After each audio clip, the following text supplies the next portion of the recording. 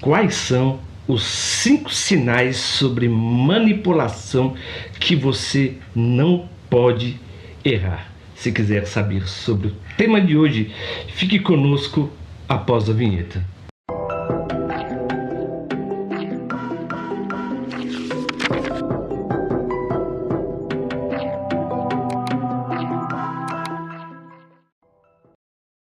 Quando falamos sobre relacionamento, o relacionamento sempre funciona em uma espécie de persuasão.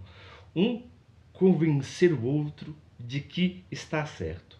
A manipulação, na verdade, ela age de um modo totalmente egoísta. Não visa o outro, beneficiar o outro, mas se com o outro concordar com a minha maneira, por exemplo, de ver e de enxergar o mundo. Esse é o tema de hoje, falando sobre as 5 características, tá, de manipulação que você tem que prestar muita atenção. A primeira que vamos falar é o gaslight, né?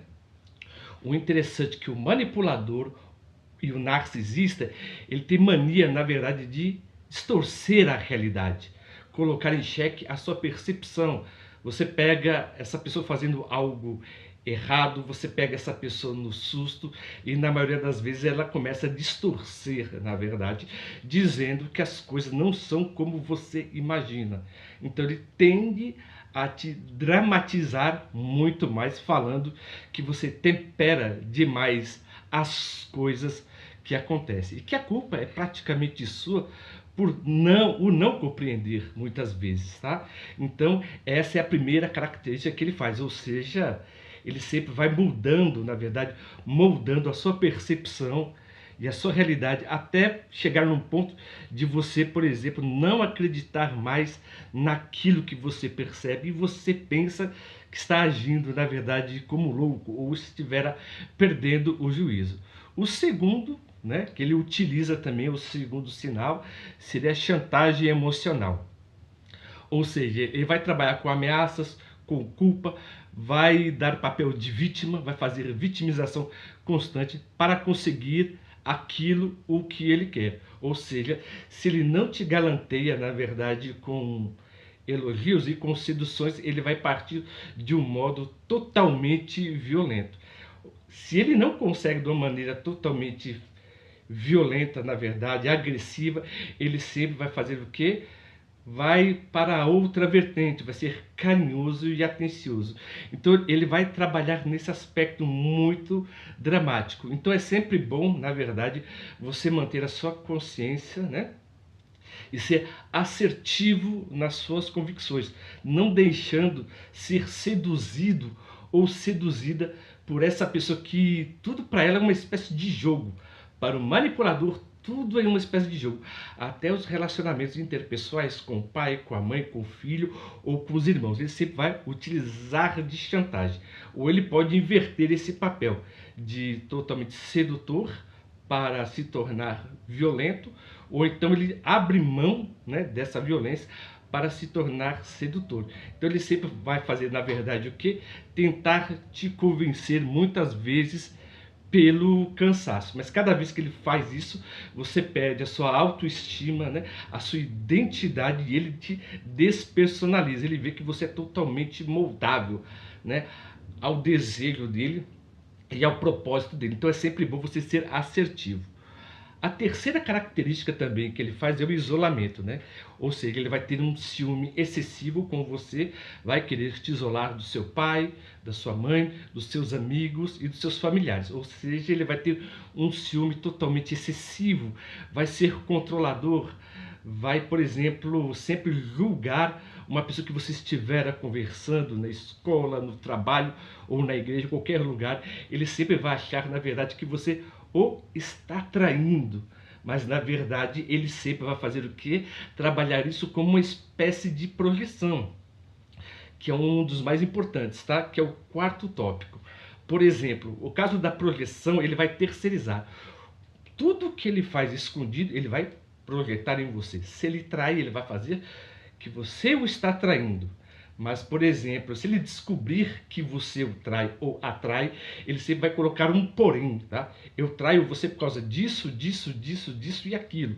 Ou seja, ele nunca vai falar o motivo, mas sempre ele vai florear, criando uma justificativa do qual que a culpa sempre será sua, tá? Então você vai te acusar, por exemplo, com traições, né? Na verdade, com mentiras, tá? E com coisas que eles praticamente fazem. Um manipulador, tudo aquilo que ele faz, ele joga no outro, né? Como se o outro faz, por exemplo, e a maneira como ele age é totalmente reativa, tá? Então, por isso que, pelo caso da sua atitude ser totalmente reativa, ele não justifica. É por isso que ele tem a última característica, que é a falta de empatia. Ou seja, ele ignora os seus problemas, ele minimiza suas emoções, ele não tem remorso, ele age com indiferença ao seu sofrimento. Ou seja, toda vez que você faz algo, ele sempre vai justificar o que ele faz, minimizando o seu sofrimento mediante a ele. Muitas vezes, por exemplo, o manipulador, ele diz o seguinte: olha o que você me fez fazer, eu não queria fazer isso, você me obrigou a fazer. Ou seja, como se fosse uma culpa sua, algo que você praticamente não fez, algo que nasce numa projeção dele, né? E que ele enfeita ainda mais, né? Para justificar tudo aquilo que você, entre aspas, faz para ele, né? Ter o norte para poder fazer.